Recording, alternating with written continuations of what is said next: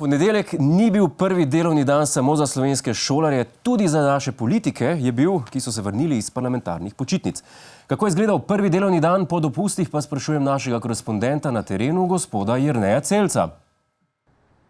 Pozdravljeni, gospod Godler. Že prvi dan je politike v državnem svetu presenetil nenapovedani test iz geografije, znotraj katerega so morali Republiko Slovenijo razdeliti na pokrajine, ki bi omogočile bolj enakomeren razvoj občin.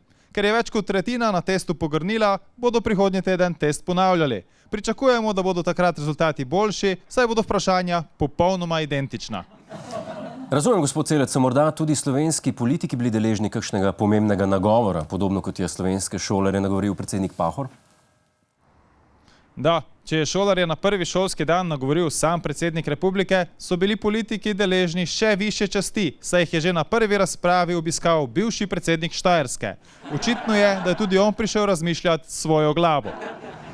Moje stališče je jasno. Če imamo v Celju škofijo, je prav, da imamo pokrajino. Če imamo v Mariboru nadškofijo, je prav, da imamo pokrajino.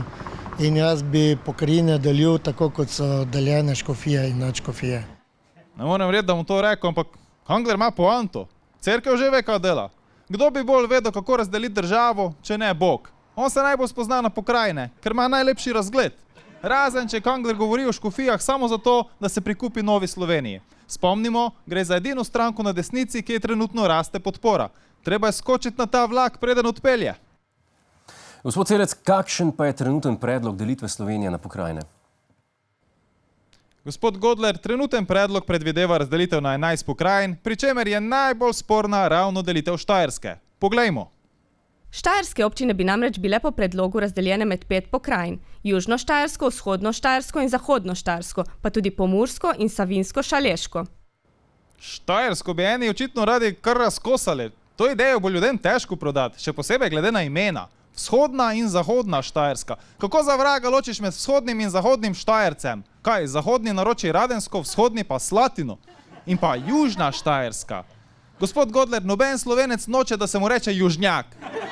Drugač pa ideja, da se ta del Slovenije razdeli na 5 delov, se ni sploh tako slaba, ker ta del je že razdeljen na 5 delov. Ampak ne po politiki, temveč po fuzbal klubih.